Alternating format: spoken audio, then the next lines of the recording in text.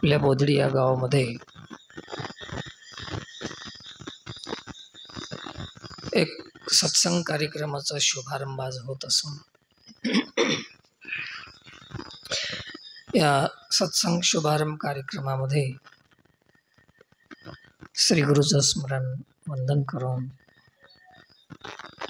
श्री विठ्ठल रुक्मिणी युगल चरणी साष्टांग दंडवत प्रणाम आणि संत गोरोबा काकांचे चरणीही प्रणाम. जमलेल्या समस्त भाविकांनाही व्यासपीठावरून प्रणाम आहे.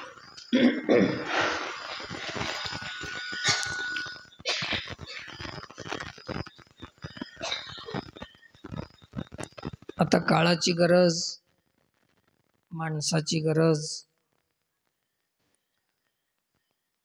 सामाजिक गरज, या सगळ्या गरजा दृष्टीसमोर ठेवून आपणाला आपले पावलं उचलणं महत्त्वपूर्ण आहे. कुठलंही काम कार्य करीत असताना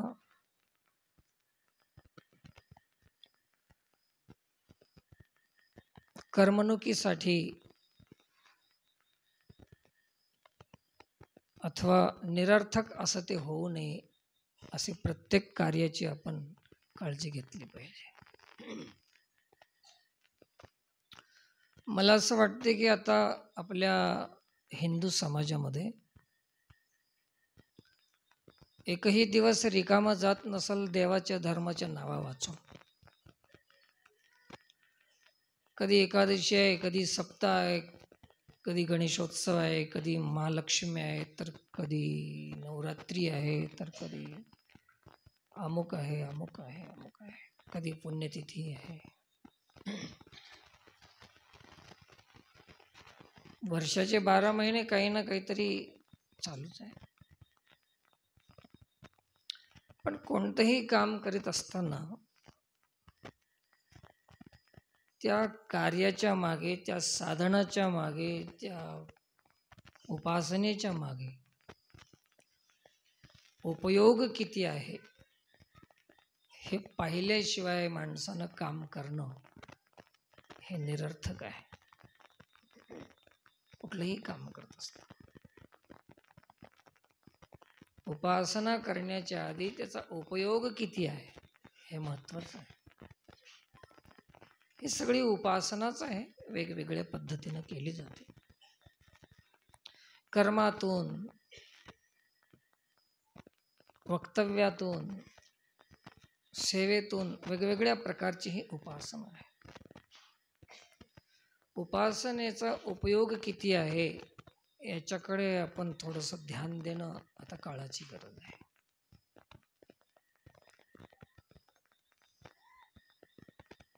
असं तर नाही की आपण काम करालोत परंतु निरर्थक होत चाललंय आणि त्याचा कुठं उपयोग नाही, तर ते आज 2 दिवसापासून मी विचारत आहे. मी हिंदू समाजामध्ये जवळजवळ 70% काम माझ्या दृष्टीमध्ये निरर्थक आहे. कुठलंच त्याच्यामागे रिझन, परिणाम, दृष्टिकोन हेच नाही. काय मिळतंय? आणि हे टक्केवारी जर कमी झाली निरर्थक कार्याची, तर हिंदू समाज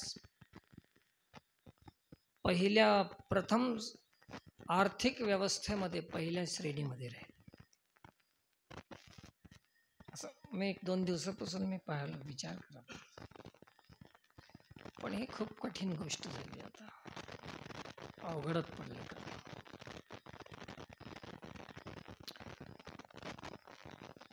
एक गणेशोत्सव धरा आणि मी कोण्याही तरुणाला मी अवकाश देतो बोलण्याचा की त्या गणेशोत्सवाचे फायदे देशासाठी का धर्मासाठी का गावासाठी का समाजासाठी का व्यक्तिगत समाधानासाठी का अथवा कशासाठी तरी एक तरी फायदा सांगा. असं आहे तरी काय? ते गणेशोत्सव करतोच कशासाठी?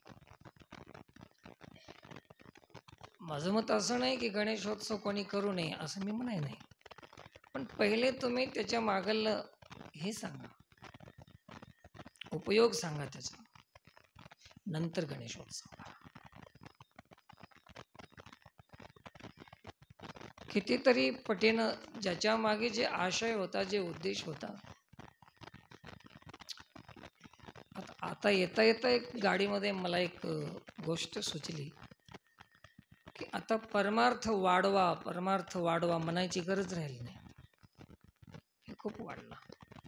वारीची संख्या वाढली, कीर्तनाची संख्या वाढली, बैठकीची संख्या वाढली, सत्संगची संख्या वाढली, सप्ताहामध्ये संख्या वाढली. आता हे परमार्थ वाढवा असं म्हणायची आता गरज नाही. पण गरज एका मोठी गरज आहे, एका मोठ्या गोष्टीची गरज आहे. एक मोठी गरज आहे एका गोष्टीची. ते कोणती? परमार्थ वाढवायची नाही, आता परमार्थामध्ये सुधार कसा होईल आता याची चिंता आहे.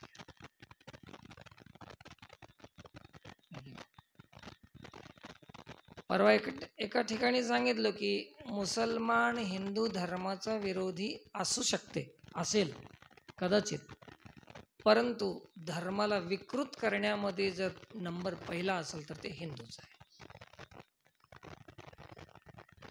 विरोध करणारे असतील ते, पण विकृत करत नाही. विकृत जर करत असतील तर ते मुसलमान करत नाही, कारण त्यांना अवकाश नाही आपल्याला विकृत करायचा. विरोध करू शकतात, पण हिंदू विकृत करतात धर्माला. गणेशोत्सव जे होता त्याला जे संस्कृत होता ते आज काय होऊन बसला, आणि कोण केला? मुसलमान नाही. मग आजच्या तरुणांना झालंय काय? कोणी सांगायचं? कसं सांगायचं? कसं समजायचं? केव्हा समजायचं? एक गणेशोत्सव एक उदाहरण दिलं तुम्हाला, सगळ्यात मोठं उदाहरण आहे गणेशोत्सवाचं. बाकी कोणतेही सण असो, महालक्ष्मी बसतात ना, याच्यामागे काहीच नाही, उपयोगच नाही. महालक्ष्मी बसविल्या तर त्या दिवशी जे खर्च करतात ते खर्च लक्ष्मीच्या नावानं जर तुम्ही सामाजिक उपयोगी खर्च जर केला तर लक्ष्मी किती प्रसन्न होईल. पूजा तर करणं आमची मनाई नाही, विरोध नाही. आमच्या संतांनी सांगितलेलं आहे, पाय लक्ष्मीच्या हाती तिशी यावे काकुळती. लक्ष्मीचा आमच्यापाशी आदर आहे, अनादर नाही, तिरस्कार नाही. परंतु खरी लक्ष्मी पूजा याला म्हणतात आध्यात्मिक दृष्टिकोनातून की त्या लक्ष्मीचा तुमच्या रुपये पैशाचा कुठेही गैरवापर नाही झाला तर लक्ष्मी पूजा संपन्न झाली. आता याच्यात काही तकलीफ आहे तुम्हाला? आमची काही मनाई आहे लक्ष्मी बसू नये असं? काय काय करावं, जे करायला पाहिजेत होतं ते अजून सुरुवातच झालं नाही, आणि जे नको होतं ते खूप वाढून अति होऊन गेलं ते. त्याच्यामुळे हिंदू समाज एक असं विकृत होऊन गेलेला आहे. डोक्यावर असं एक ताण आहे, एक बोज आहे, याच्यातून बाहेर निघते की नाही शंकाच आहे. खूपच कठीण गोष्ट आहे.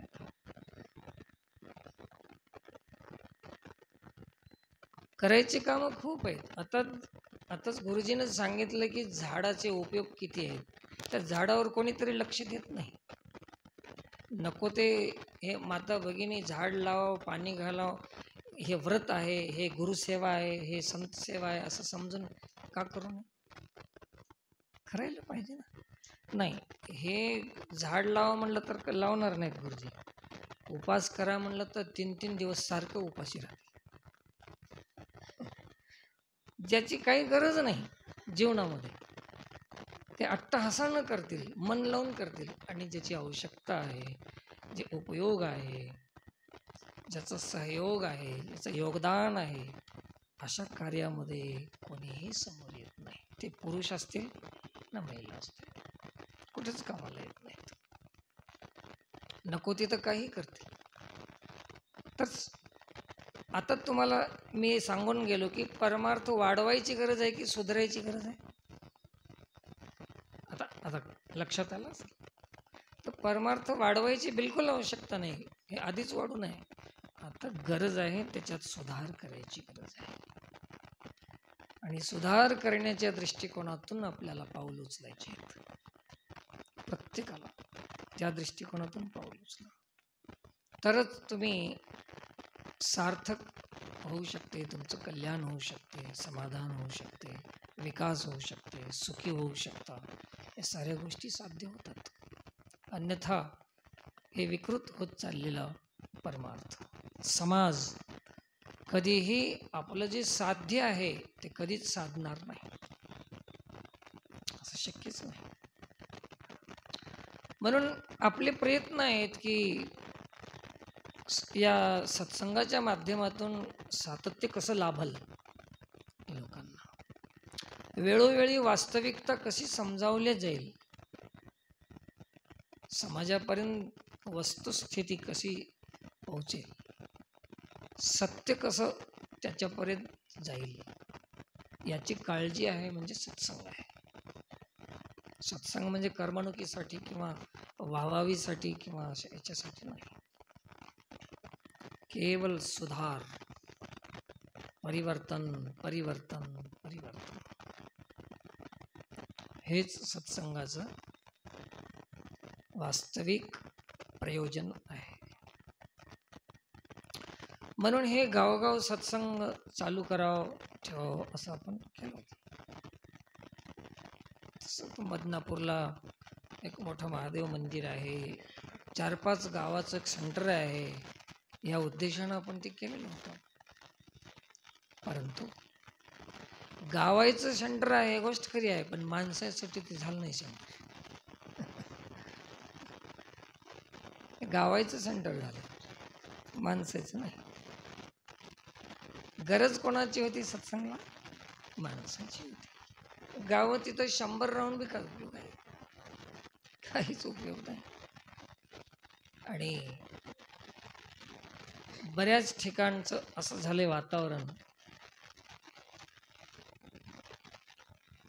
कुठलीही जागा मठाची मंदिराची जी काही मोठी जागा असेल तेवढं मोठं तिथला विवाद असतो, विवादास्पद असतात ते जागा. ज्या ठिकाणी विवादास्पद जागा असतील तिथं संवादाचं घटना कशी घडू शकते? म्हणून संवाद तिथं संपून जाते.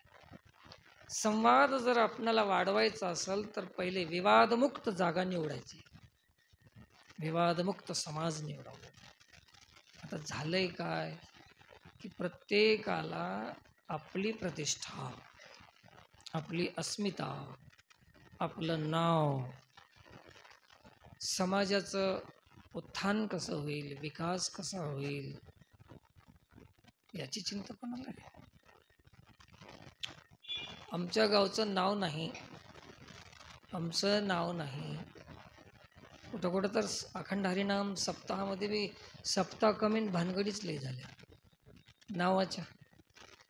एका गावात तर असे भांडणं लागले तिथं की तिथं ब्रह्मनिष्ठच का लिहावाय नाही.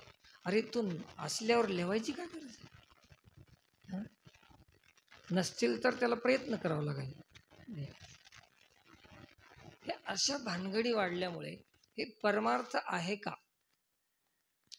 मला तर नाही वाटत हे परमार्थ आहे. परमार्थाचं एक सोंग आहे. आजपर्यंत जर आम्ही परमार्थ करून मान अपमान अपेक्षा ह्या संपल्या नसतील तर अजून परमार्थ आम्ही केला नाही. आणि जर केला असेल तर ते परमार्थाचं सोंग केलेलं आहे. रोज रोज तर हे वाढतच चालले, अपेक्षा वाढत चालल्या. आमची प्रतिष्ठा झाली पाहिजे, आमचं वर्चस्व झालं पाहिजे, आमचं नाव आलं पाहिजे, माईकमध्ये आमचं नाव पुकारलं पाहिजे, अशा गोष्टी वाढत चालल्या. आणि त्याच्यामुळे परमार्थाचं जे वास्तविक स्वरूप आहे त्याचा लोप होत चाललेला आहे. मग कल्याण कसं होणार? हे शक्यच नाही. नाथ महाराजांचा दृष्टांत आठवला. बहुरूपी धरी संन्याशाचा वेश. बहुरूपी संन्यासी झाला. बहुरूपी काय झाला? संन्यासी झाला. तर संन्यास याचा अर्थ असा आहे की सगळं त्याग करणे. पण बहुरूपी संन्यासी झाला तर संन्यासी तर त्यागासाठी असतो, पण बहुरूपी संन्यासी झाला तर कशासाठी झाला? भोगासाठी झाला, लाभासाठी झाला. पाहुणी तयास धन देते. धन नको म्हणल्यावर संन्यास होते, पण यानं पैशासाठी संन्यास घेतला. कृपया तुम्ही शांतपणे विचार करीत जा माझ्या गोष्टीचा. कधी महिला पुरुष तुम्ही सगळे महान आहात, मोठे आहात, आदरणीय आहात. एक विचार बघा. साधू शब्दाचा अर्थ आहे की प्रपंचाची विरक्ती, प्रापंचिक विरक्ती साधू शब्दाचा अर्थ आहे. प्रपंच ओसरो आणि चित्त तुझे पायी. प्रपंच ओसरणं म्हणजे कमी होणे. संपूर्ण प्रपंच शून्य हो असं नाही म्हणाय, कारण की माणसाची गरज भागते ना, तेवढं संन्याशाला बी लागतेच. म्हणून महाराजांनी सांभाळून शब्द वापरला. प्रपंच ओसरो. प्रपंच सरो नाही. काय मराठी येते ना तुम्हाला? ओसरो अलग अर्थ आहे आणि सरो संपणे आणि ओसरो कमी होणे. हे मराठी शब्द आहे. मला तेवढी मराठी येत नाही, पण एक मी विचार करीत राहतो त्याच्यावर. అర్థమవుతుందా? తెలుగులో చెప్తే అర్థమవుతుంది నీకు. प्रपंच ओसरो. किती सांभाळून शब्द वापरलेला आहे, कारण की गरज भागण्यापुरतं झालं तर बस आहे. आणि त्याचाही महाराजांनी उल्लेख केलेला आहे.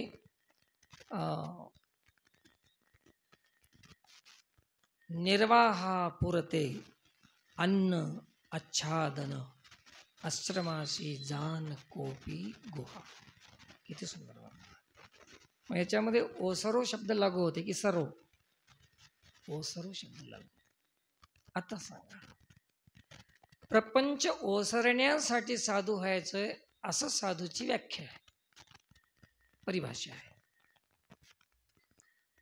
तर पुढचं तुम्हाला समजलं असेल, सांगायची गरज. आज परिस्थिती काय आहे? आजच्या काळामध्ये प्रपंच ओसरण्यासाठी साधू व्हायचा आहे का प्रपंच मोठा करण्यासाठी? लेकर हो तुम्ही सांगा. आता महाराज झाल्यावर गरीब राहतंय की श्रीमंत होतंय? लेकर सांगू द्या, तुम्ही नाही. सांगा पूर्ण कसं होतंय? महाराज झाल्यावर श्रीमंत होते की गरीब होते? आता शाबाश, हे लय माहित आहे. अजून कोणाला रुपये दिले नाहीत, पण माहिती आहे त्यांना. आता या परमार्थाचं किती त्याला काय म्हणतात, विपरीत दिशा आहे. उलट, विपरीत म्हणजे उलट दिशा आहे. मग जोपर्यंत ही दिशा आपली उलट दिशा बदलणार नाही, तोपर्यंत परमार्थातला सुधार होणार नाही. आत्ताच सांगा, परमार्थ वाढवायची गरज आहे की सुधारायची गरज आहे? आजचा विषयच ते आहे आपला. फिरून फिरून तुम्हाला तेच विचारणार. या पद्धतीनं परमार्थामध्ये सुधार करण्याची आवश्यकता डोळ्यासमोर ठेवून आपण हे असे सामाजिक उपयोगी असणारे उपक्रम राबवण्याचा प्रयत्न चालू आहे. आणि याच्यामध्ये आता जसं झाड लावायचं आहे, याच्यामध्ये राजनीती काय आहे? झाड लावण्यात जातीयता काय आहे? स्वार्थ काय आहे?